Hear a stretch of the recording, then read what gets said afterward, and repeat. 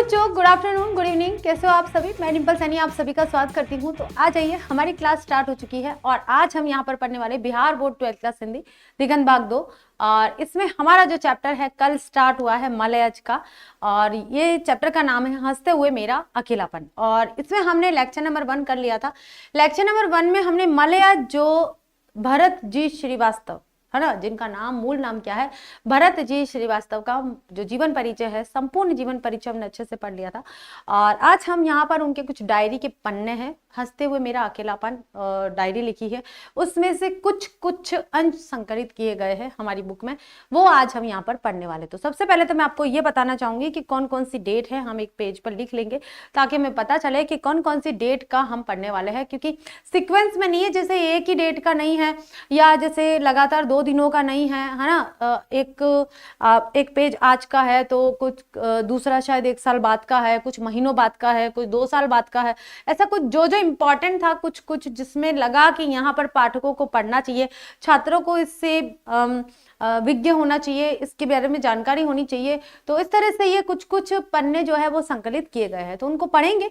तो यहाँ शुरू करते हैं लेक्चर नंबर 2। लेक्चर नंबर 2 से यहाँ शुरू करते हैं। ये जो पंक्तियां हैं कुछ मलयज के द्वारा लिखी गई है, और हंसते हुए मेरा अकेलापन ये पाठ है। और इस डायरी में से ही कुछ मलयज ने डायरी में स्टार्टिंग करते हुए ये कुछ लाइनें लिखी है, उसके बाद उन्होंने अपनी डेली डायरी रूटीन जो है वो शुरू किया था कि डायरी लेखन मेरे लिए एक दहकता हुआ जंगल हो। कि डायरी लेखन कैसा हुआ, मेरे लिए एक जंगल हो, दहकता हुआ, जलता हुआ, एक तटस्थ घोंसला नहीं।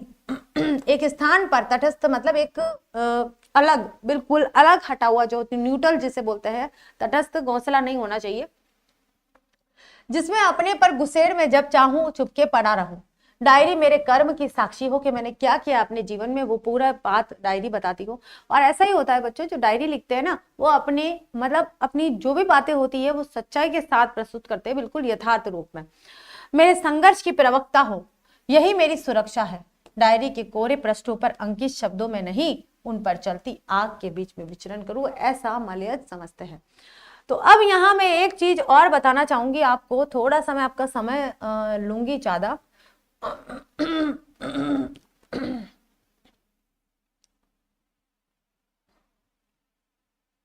यहाँ मैं बताऊंगी आपको कि हम क्या क्या पढ़ने वाले हैं, ठीक है। मतलब उनकी डायरी के कौन कौन सी चीजें हम पढ़ने वाले हैं। तो देखिए, मुझे डायरी लेनी पड़ेगी, सॉरी बुक हाथ में लेनी पड़ेगी। एक तो डेट थी, जो पहला जो पेज पढ़ने वाले हैं वो 14 जुलाई 1956 का समय है। और रानीखेत एक स्थान है, वहां उन्होंने ये लिखा था, ठीक है। दूसरा पेज जो आता है हमारे पास, हम कितने पेज पढ़ने वाले वो बता रही हूं मैं आपको। 18 जून 1957। देखिए पूरा 1 साल हो चुका है बनती कोशिश, 18 जून 1957।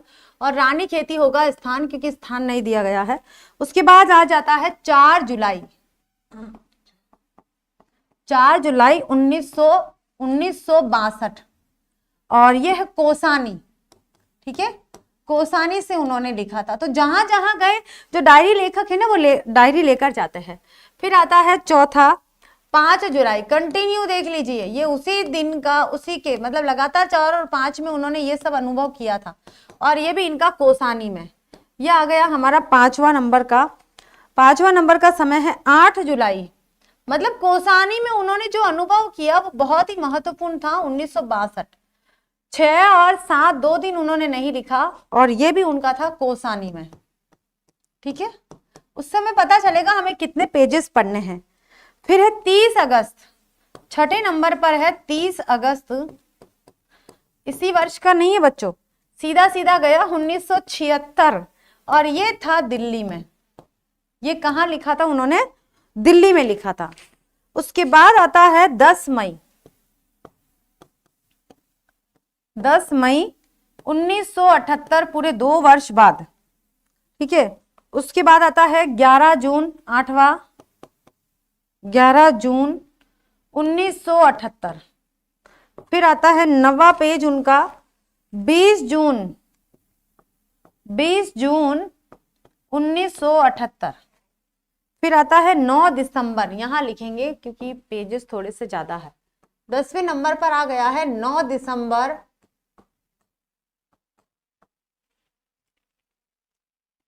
1978।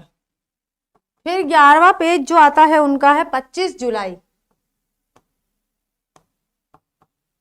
1980 का समय है, 25 जुलाई 1980 का समय है।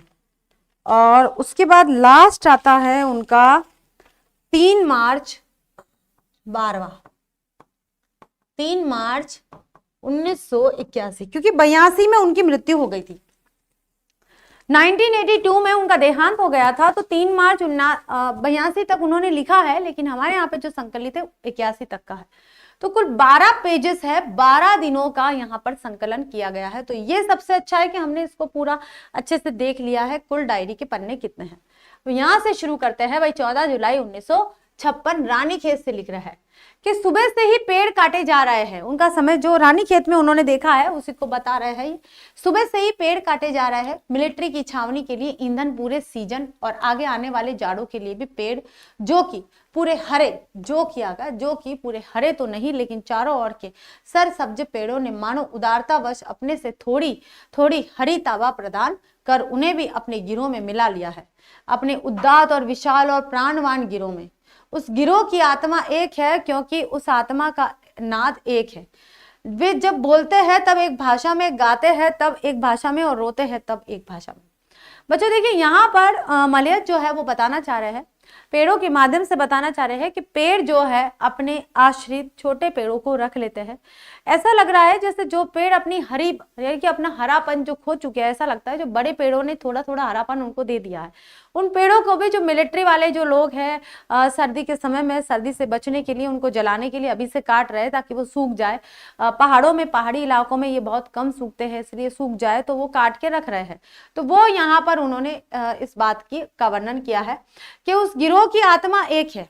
मतलब गिरोह यानी कि पेड़ों का जो समूह है, गिरोह किसे बोला जाता है? समूह को कहा जाता है, समूह या दल। ठीक है, गिरोह, समूह, दल। ठीक है, ये जो है उनकी आत्मा एक है, यानी कि एक ही तरह के उनके विचार, एक ही तरह की भाषा है और एक ही तरह की उनकी बोली है। और जब वे बोलते हैं तो एक ही भाषा में, गाते हैं तब एक ही भाषा में, रोते हैं तब भी वे एक ही भाषा में रहते हैं। उनका जो स्वर है वो एक ही प्रकार का होता है। ठीक है, आगे चलिए बच्चों। अब आता है यहाँ पर कोहरा है, खूब घना और खूब सफेद कोहरा। पहाड़ों में तो कोहरा लगा रहता, कोहरा यानी कोहरा, और बहुत घना और एकदम व्हाइट कलर का कोहरा। बर्फ की जब बारिश होती है उसे क्या बोलते हैं? भीनी भीनी भीनी भीनी बर्फ जब गिरती रहती है उसे कोहरा बोला जाता है। विस्तार को बीच से ही कच्चे फीते की तरह काट देता है, किंतु ये ध्वनियां, आवाज, इन ध्वनियों की मेरे दरवाजे पर दस्तके, यह अस्फुट याचना जो दीवार पर टंगे उस कुमाऊं ग्लोरी के खूबसूरत कैलेंडर में है, यह कोने में टिका कर रखी हुई ऐशवुड की लकड़ी। ऐशवुड क्या होता है? जहां पर मतलब जो सिगरेट पीने के बाद में वो जो डाला जाता है ना कचरा, उसको ऐशवुड बोलते हैं, ऐशकेस बोलते हैं उसको। ऐशवुड की छड़ी रह रह कांपती क्यों है? नोटबुक के पन्ने यूं बेतरह फड़फड़ाते क्यों हैं, जिनमें बेशुमार पत्तियां और फूलों की रेखानुकृतियां स्मृति के उदास गुलदानों में। गुलदाने क्या होता है? गुलदस्ते। ठीक है, जो फ्लावर पॉट होते हैं ना उसको गुलदान बोलते हैं। बतौर गुलदस्ते आज भी जिंदा है। मौसम एकदम से ठंडा हो गया है, बूंदाबांदी और हवा एक कलाकार के लिए यह निहायत, निहायत यानी कि बहुत, निहायत का मतलब होता है बहुत, बहुत जरूरी है कि उसमें आग हो और वह खुद ठंडा हो। क्योंकि जो कलाकार होता है, चाहे वो कलाकार लेखक हो, चाहे वो संगीत का हो, चाहे वो नृत्य का हो, चाहे वो किसी का भी कलाकार हो, वो कला के लिए वहां जो वातावरण है वहां पर आग होनी चाहिए। आग ऐसे यानी कि हमें कुछ शब्द मिलने चाहिए, कोई ऐसा विषय मिलना चाहिए, लेकिन वह खुद कैसा होना चाहिए? ठंडा होना चाहिए। उसके अंतर मन में किसी प्रकार का तूफान नहीं चलना चाहिए। ठीक है,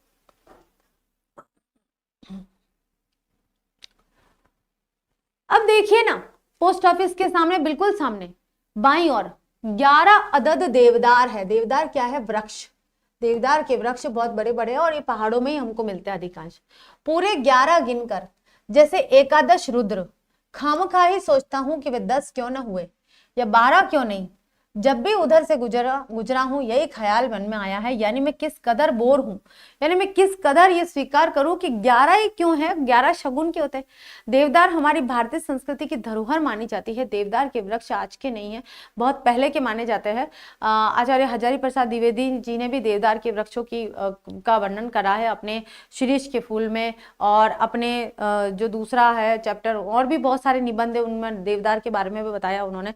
ठीक है, तो इस तरह से उन्होंने बताया है कि जो मलय है वो ये कह रहे हैं कि 10 क्यों नहीं हुए ये पेड़, 12 क्यों नहीं हुए, 11 ही क्यों हुए हैं। जो 11 क्या होता है, शगुन का नंबर होता है हमारे भारतीय संस्कृति के हिसाब से। मैं किसी चित्रकारी की किताब में रंग सिद्धांत के विषय में पढ़ते पढ़ते मालूम हुआ कि शोक और भड़कीले रंग संवेदनाओं को बड़ी तेजी से उभारते हैं, उन्हें बड़ी तेजी से चरम बिंदु की ओर ले जाते हैं और उतनी ही तेजी से उन्हें ढाल की ओर खींचते भी है। मैं संयत हूं यानी ठंडा, अभी जब बाहर निकलूंगा तब खूब घना और खूब सफेद कोहरा मुझसे लिपट जाएगा, सब और छा जाएगा। मेरे अतीत, मेरे वर्तमान का समीकरण व भविष्य जो फीते की तरह बीच से ही कटा हुआ है, इस कोहरे में समा जाएगा। अज्ञात भाषा में अज्ञात गान और अज्ञात रुदन के लिए हुए कागज के एक नन्हे से टुकड़े की तरह इस कोहरे की ताबीज में जब तक ईंधन यानी कि आग पूरे सीजन और आगे आने वाले जाड़ों के लिए भी चाहिए, यानी कि ईंधन इतना चाहिए कि पूरा सीजन यानी कि पूरा जाड़ा का समय, ठंड का समय जो है निकल जाए। जाड़ा का मतलब क्या होता है, यहाँ पर हम लिखेंगे जाड़ा यानी कि सर्दी। ठीक है, सर्दी का समय। अब आता है बच्चों 18 जून 1957 का समय। तो अब देखिए, एक खेत की मेड़ पर बैठी कौओं की कतार, एक खेत है उसकी मेड़ जो बनी हुई है उसके ऊपर कौओं की पूरी कतार यानी कि पंक्ति लाइन बनी हुई है। कौए बारी बारी से बैठे हुए हैं। उम्र की फसल पककर तैयार, सपनों का सुहाना रंग अब जर्द पड़ चला है। यानी कि हम बोल सकते हैं कि उम्र को यहाँ लेखक ने किसकी संज्ञा दी है, फसल की संज्ञा दी है। जैसे फसल पककर तैयार हो जाती है और कटने के लिए तैयार हो जाती है, उसी प्रकार से जो उम्र है वो भी जब पक जाती है तो अपने अंतिम समय में आ जाती है। एक मधुर आशापूर्ण फल जिसने अनुभव की तिताई के छिलके उतार फेंके हैं। विगत का मतलब होता है पिछले के वे मूल्य जिन पर बचपना कभी शान धरता था। बचपना यानी कि पिछले समय को जब याद करते तो बचपन अचानक से अपना पूरा अस्तित्व वहां पर रख लेता है। कितने बेमानी भोथरे हो उठे हैं, जैसे कि वह जड़ पौधे का आत्मदान स्वीकार कर लेने के बाद विकास की एक सीमा के उधर। मतलब लेखक जो है अब अपने बचपन के दिनों को याद कर रहे हैं और बचपन के दिनों की जो भी विशेषता है उसको याद करके और अंतर मन में सोच रहे हैं कि कितने बेमानी होते थे। बेमानी यानी कि कितना, जिसका कोई अस्तित्व नहीं था। हमारा जो बचपन है वो ऐसे ही निठल्ले और ऐसे ही खेल खलियानों में चला गया, हमें पता ही नहीं चला। आज जब हम युवा हो गए हैं, बड़े हो गए हैं, सोचने समझने की क्षमता रखते हैं, तो आज विचारधाराओं का अंबार लगा हुआ है, उस विचारधाराओं में ही लेखक खोए जा रहे हैं। हवाओं में ये कैसी महक है, धरती में ये कैसी चिलक है, फसलें कटने भी नहीं पाई, जाड़ों को उखाड़ कर किसी चाणक्य ने दही छिड़का ही नहीं।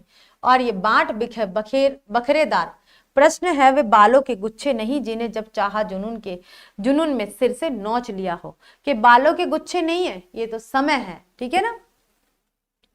अब आता है बच्चों तीसरा पत्र।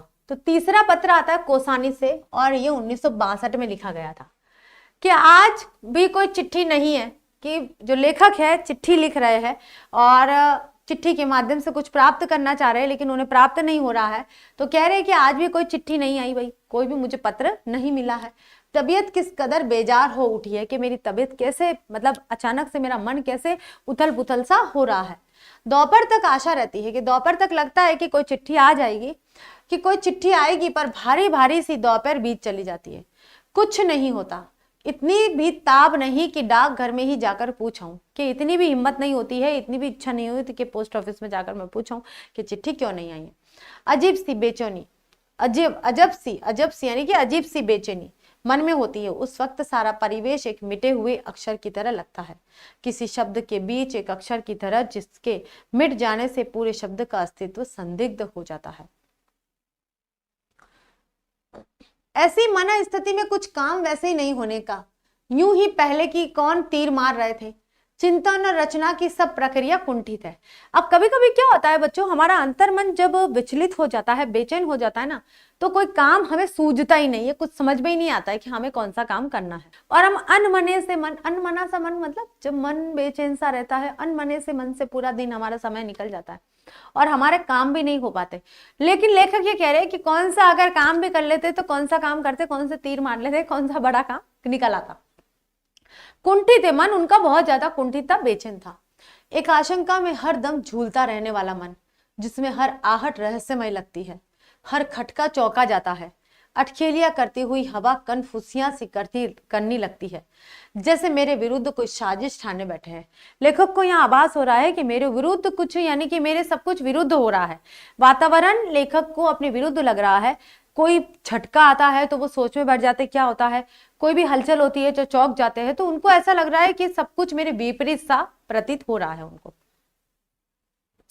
अब आता है यहाँ पर हमारा चौथा पत्र, 5 जुलाई 1962 कोसानी। ठीक है, कल यहाँ के सूचना केंद्र में एक अधेड़ से व्यक्ति ने आकर्षित किया।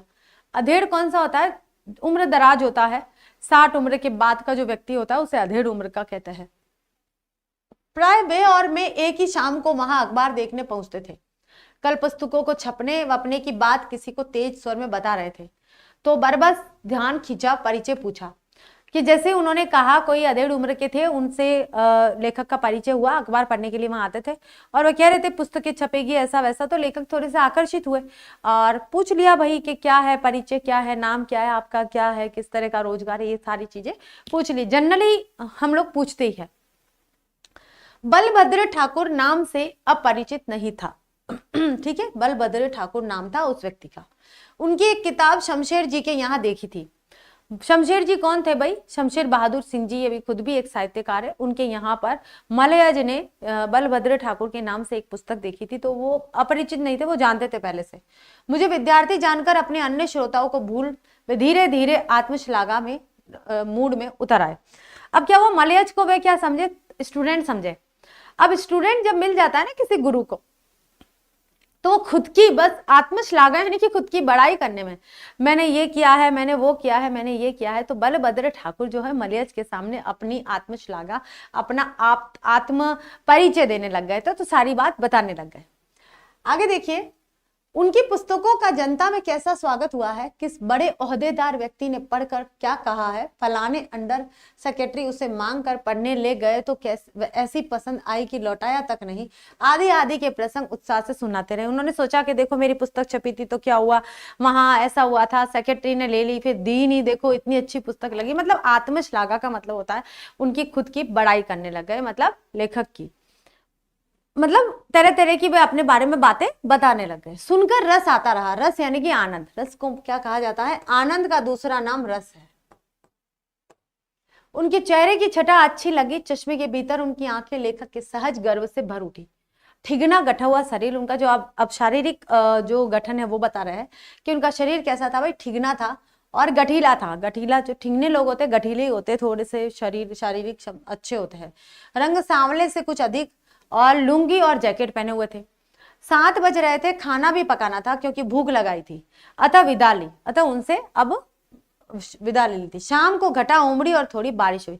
अब पहाड़ों में ऐसा ही होता है, कब घटा आ गई कब बारिश हुई पता ही नहीं चल जाता, वहां वैसे ही ठंड रहती है। पहाड़ों की बातें बता रहे हैं यहाँ पर। 1.5 घंटे नेगी परिवार के साथ। ये जो नेगी है ना, एक सरनेम है और एक कास्ट है, और जो आपको हिमाचली प्रदेश में ही मिलेगी, नेगी जाति के जो लोग होते हैं। तो नेगी परिवार के साथ बिताया। घर की बूढ़ी माँ जीवट की कामकाजी महिला है। उनका एक स्केच बिठा कर बनाया और उन्हें दिया।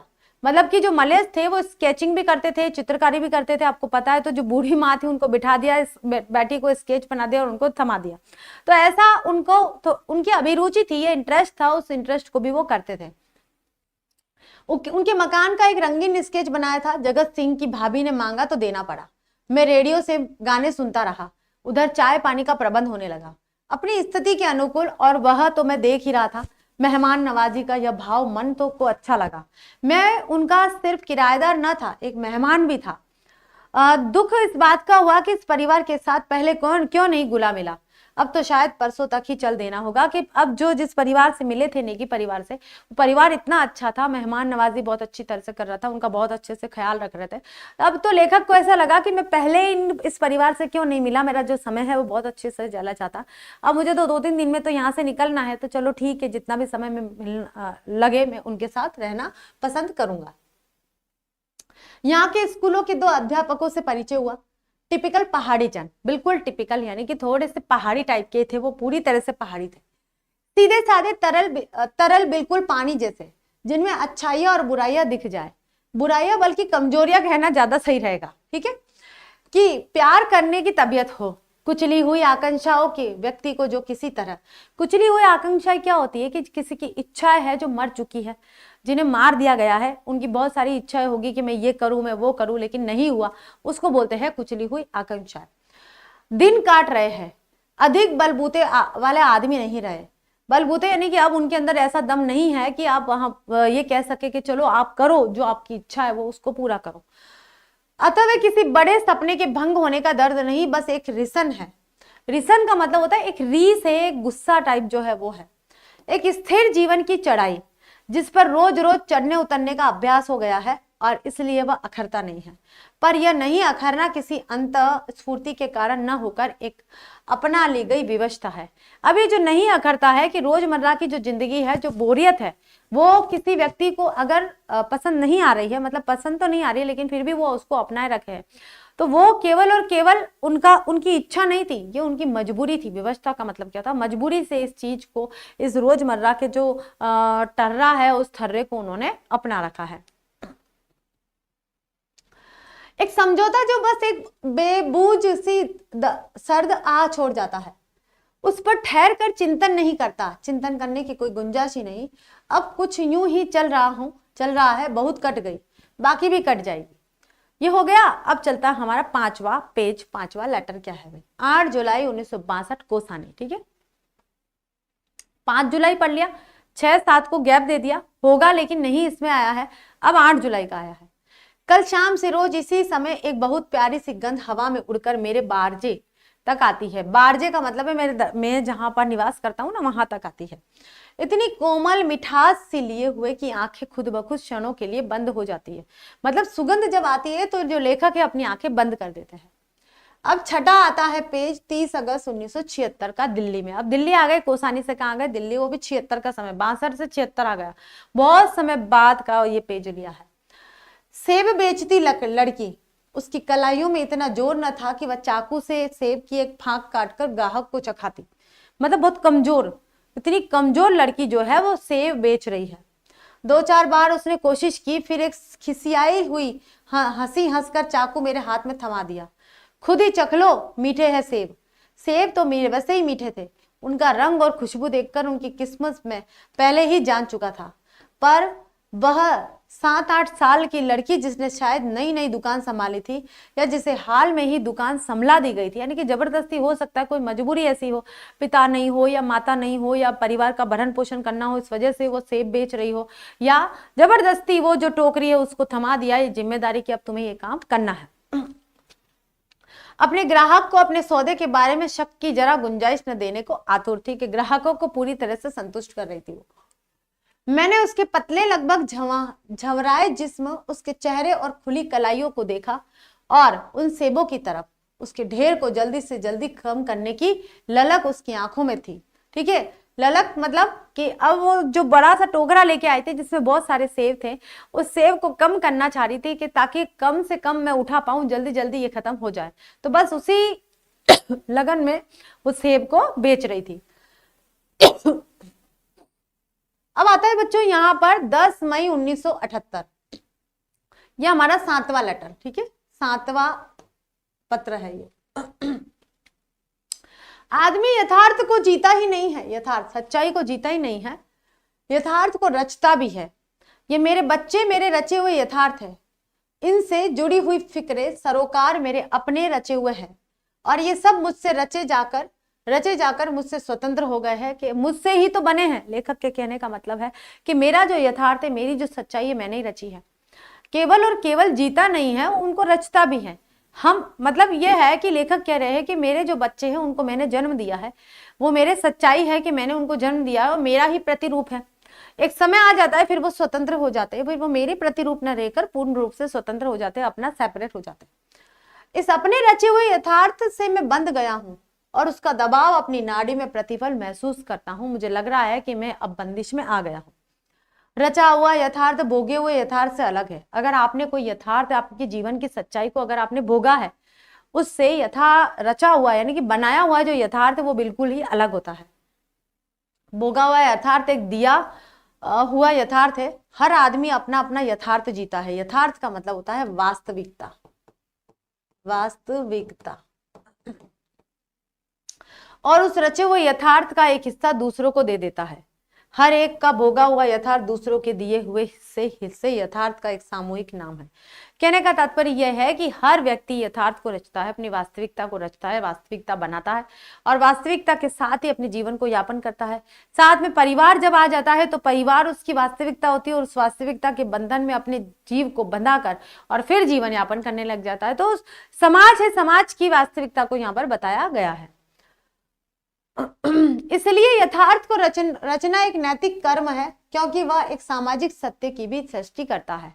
यथार्थ के इस सामाजिक सृष्टि की सृष्टि कैसे करता है भाई, कि अगर हम हमारा प्रतिरूप यानी कि अगर ये जो मतलब संतानोत्पत्ति के लिए बोला है कि अगर ये जनरेशन नहीं चलेगी, ये पीढ़ी आगे से आगे नहीं बढ़ेगी, तो सामाजिक परिवेश कैसे बनेगा। एक समाज है, फिर दूसरा समाज है और पीढ़ी दर पीढ़ी समय के अनुसार समाज में परिवर्तन होता रहता है। तो ये तो समाज का नियम है और समाज की सच्चाई है, समाज की वास्तविकता है कि यथार्थ को रचना जरूरी है, क्योंकि यथार्थ को अगर नहीं रचा गया तो ये सृष्टि कैसे आगे चलेगी। यथार्थ के इस लेन देन का नाम ही संसार है। क्या है? संसार। इस संसार से संप्रक्ति एक रचनात्मक कर्म है और इस कर्म के बिना मानवीयता अधूरी है। संप्रक्ति का मतलब आदान प्रदान, लेन देन। हर आदमी उस संसार को रचता है जिसमें वह जीता है और भोगता है। आदमी के होने की शर्त यह रचा जाता भोगा जाता संसार ही है कि जो व्यक्ति है, आदमी यानी कि मनुष्य, इस मनुष्य की जो सच्चाई है वो ये है कि जो संसार है ना, इस संसार में जो भी लेन देन का क्रियाकलाप चल रहा है वो सब यथार्थ है। क्या है बच्चों? यथार्थ है, सच्चाई है। कि सच्चाई यही है कि समाज को आपस में एक दूसरे के साथ हिल मिलकर लेन देन के साथ में आचार व्यवहार करते ही जीवन यापन करना पड़ेगा। अगर वह एक तरफा न्यूट्रल होकर तटस्थ रहकर जीवन यापन कर रहा है तो फिर उसका जो जीवन है थोड़ा सा दुष्कर कठिन हो सकता है। समाज के साथ में उसका जीवन थोड़ा सा आसान होता है।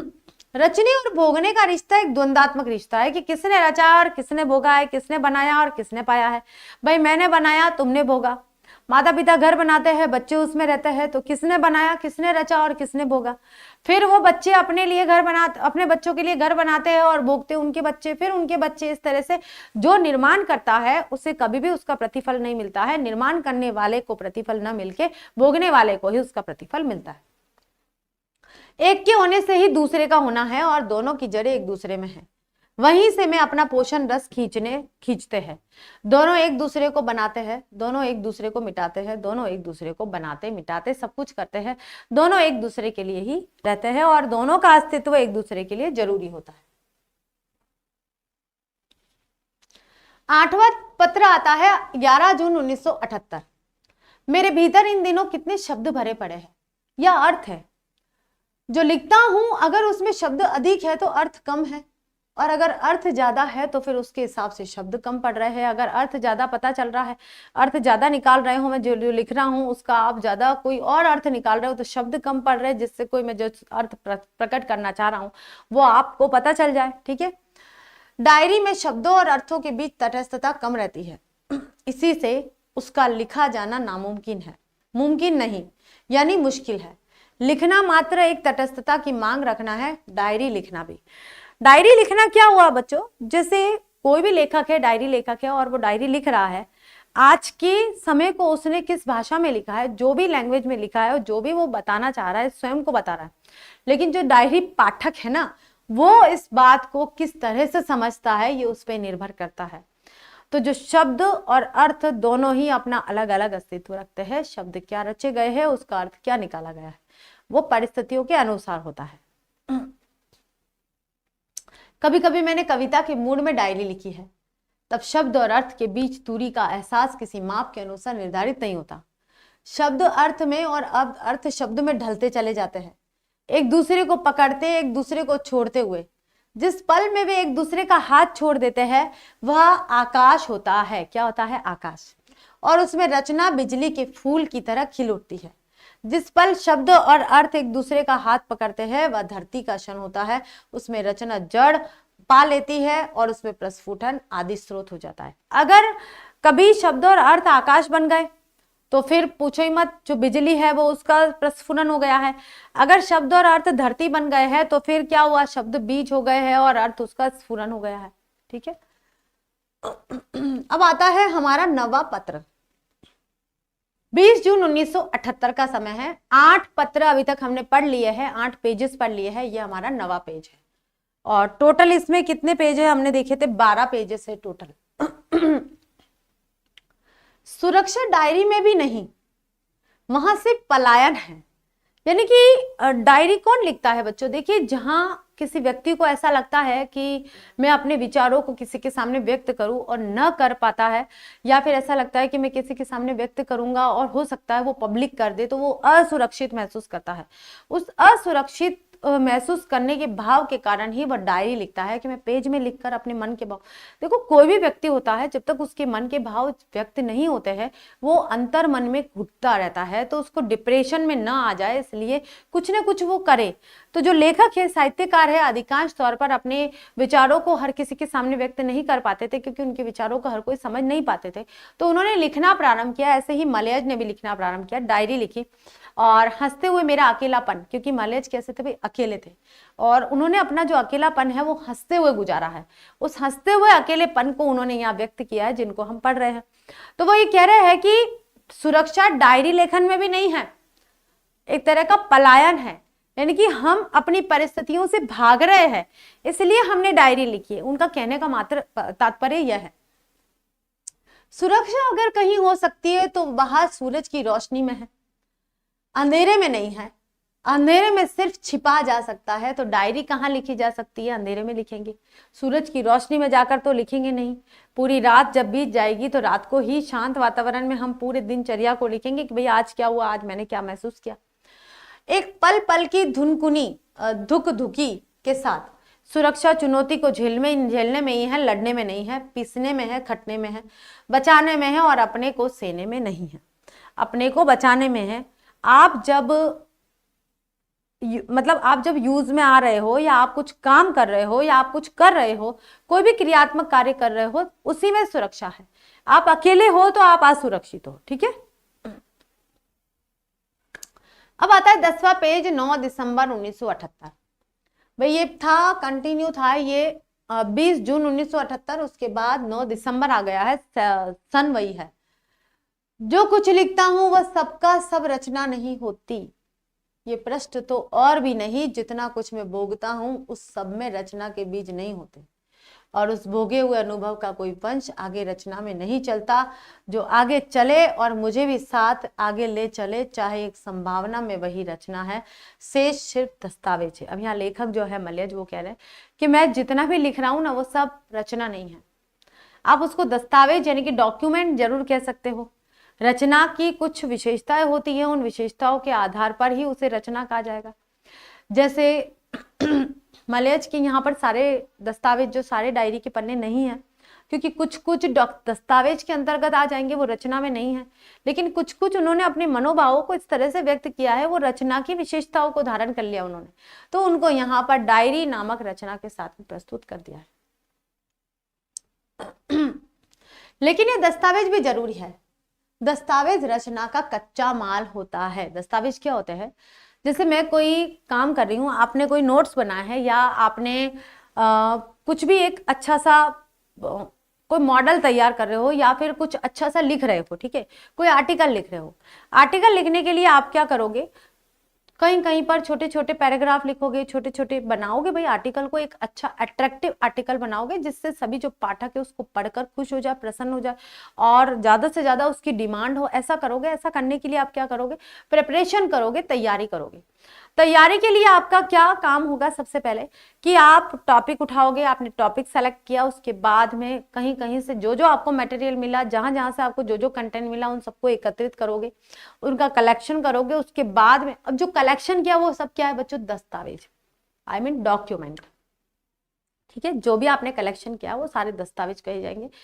अब जब कलेक्शन करके उनको एक बद्ध कर दिया जाएगा, लेखबद्ध करके एक कड़ी बना ली जाएगी, एक पेपर तैयार किया जाएगा और उसे किसी रचना का नाम दिया जाएगा, वो हो जाएगी आपकी रचना, जो आपका संपूर्ण ब्यौरा बताएगा। आर्टिकल क्या है आपकी रचना, और आर्टिकल के लिए कंटेंट जो इकट्ठा किया था जगह जगह से, वो क्या हो गए, आपके दस्तावेज हो गए। ठीक है। और ये कच्चा माल होता है एक तरह का, फिर उसको आप फेयर आउट करते हो, अच्छा सा लिखते हो, वो आपकी रचना हो जाती है। सिर्फ इतना ही नहीं, दस्तावेज मेरे जीवन का भोग अनुभव रचना रूपी करेंसी को वास्तविक मूल्य प्रदान करने वाला मूलधन है। वह मिट्टी है जिसके बिना न बीज की सत्ता है न बीज। लेखक यहाँ पर कह रहे हैं कि अगर मैं डॉक्यूमेंट, ये मेरे जो डॉक्यूमेंट है, अगर ये नहीं होते, ये जो मेरे डायरी के पन्ने हैं, ये दस्तावेज है, और अगर ये नहीं है तो मेरा रचना साहित्य व्यर्थ है, क्योंकि इन्हीं के आधार पर जो मैंने महसूस किया है वही मैंने लिखा है। ठीक है, अपने को चरितार्थ करता है, रचना में छिपा हुआ भविष्य मिट्टी के अतीत में सुख बुगाता है। जंगले से आती हुई धूप मेरे बदन पर आड़ी तिरछी लकीरें बनाती हुई धूप, और मेरे बालों से खेलती हुई तिहरे पहर की हवा शीतल और स्वच्छ, इनकी कोई राजनीति नहीं है। जो धूप है वो क्या राजनीति करती है बच्चों, धूप और छांव है वो किस प्रकार की राजनीति करती है, क्या प्रकृति कभी किसी प्रकार की कोई राजनीति नहीं करती है। वो तो स्वच्छंद होती है, स्वच्छ होती है, निर्मल होती है, सभी के साथ समान व्यवहार करती है, सभी पर अपना समान अस्तित्व स्थापित करती है। अब आता है पेज नंबर 11। तो टोटल 12 ही है, ज्यादा नहीं है, और खत्म होने वाला है, थोड़ा सा और बचा है। 25 जुलाई 1980, ठीक है, 81 में खत्म हो गया था ये। इधर पता नहीं कितने सालों से मेरे जीवन का केंद्रीय अनुभव लगता है। यहाँ पर जो मलयज है, बुजुर्ग हो चुके थे, वृद्ध हो चुके थे, अब उनमें इतनी क्षमता नहीं थी कि वो बाहर इधर उधर जाए, वो एक ही स्थान पर अब अपनी डायरी लिख रहे थे। मतलब डायरी लेखन जो है अंतिम समय तक चला था, जब तक वे जीवित थे। कि डर है भीतर से बेतरह इस तरह हुआ व्यक्ति हूँ।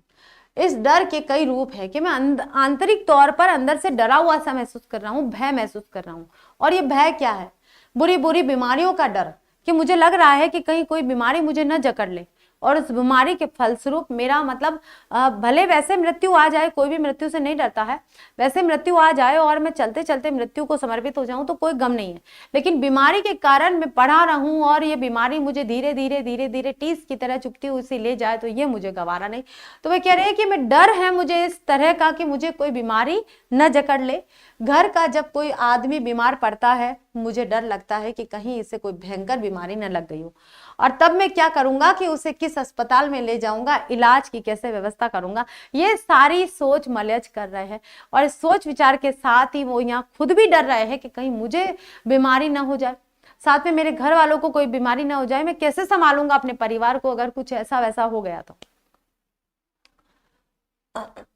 तो लास्ट है बच्चों, हमारा लास्ट पेज बचा है 3 मार्च 1981। वैसे 1982 में उनका देहांत हुआ था, लेकिन यहाँ जो पेज है वो लास्ट है। अपने को काटता पीटता हुआ यह आदमी दुनिया के आगे एकजुट और साबुत बने रहने की जिजीविषा का मतलब क्या होता है, जीवन जीने की इच्छा।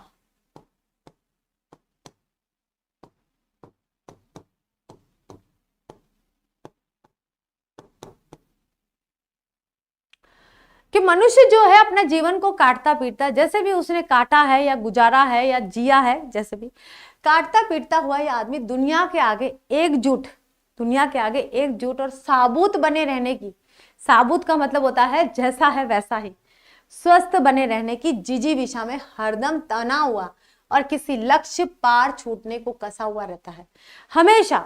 चाहे मनुष्य वृद्ध हो जाए, चाहे कितनी भी बड़ी उम्र हो जाए उसकी, वो यही सोचेगा कि मैं अभी भी इस संसार में जीवित रहूं, साबुत मेरे हाथ पैर चलते रहे।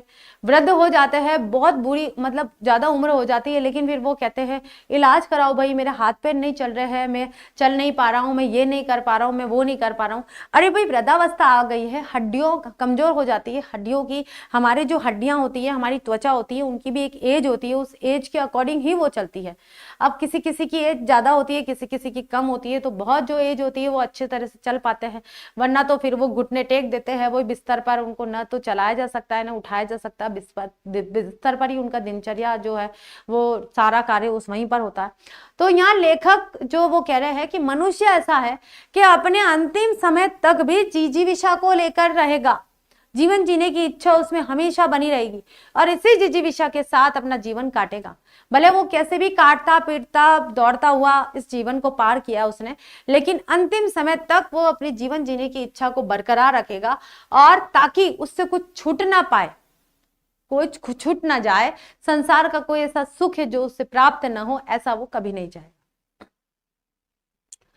तो बच्चों बताइए मुझे, आज का चैप्टर आपको समझ में आया? हंसते हुए मेरा अकेलापन जो मलयज की रचना है, कि मैंने अपना अकेलापन जिया है और वो भी हंसते हुए जिया है। तो किस प्रकार से जिया है उनके डायरी के पन्नों के आधार पर हमने देख लिया है। तो देखिए आज हमने इस चैप्टर को कंप्लीट कर लिया है, और अगले नेक्स्ट जो वीक आएगा उसमें हम क्वेश्चन आंसर का एक लेक्चर करेंगे, तो वो हो जाएगा, और साथ में हमारा जो नया चैप्टर है वो स्टार्ट कर लेंगे। तो नया चैप्टर आता है हमारा तिरिच है, उदय प्रकाश जी का, तो उदय प्रकाश जी का जीवन परिचय कर लेंगे। इस तरह से ये पूरा हो जाएगा। फिर उसके अगले वीक हमारा जो चैप्टर है तिरिच वो खत्म हो जाएगा। तिरिच चैप्टर पूरा एक बार में पढ़ लेंगे और क्वेश्चन आंसर। तो मुझे ऐसा लग रहा है कि बिहार 12th में तो एक्स्ट्रा क्लासेस की ज़रूरत है। तो जैसे ही हमारा आगे का या कोई भी सिलेबस कंप्लीट होता है उसमें ऐड करेंगे और कुछ ना कुछ उसको वन शॉट में करने की कोशिश करेंगे। तो ओके बच्चों, थैंक यू सो मच। जरूर बताइएगा कैसा लगा आपको ये lecture number 2। Thank you so much.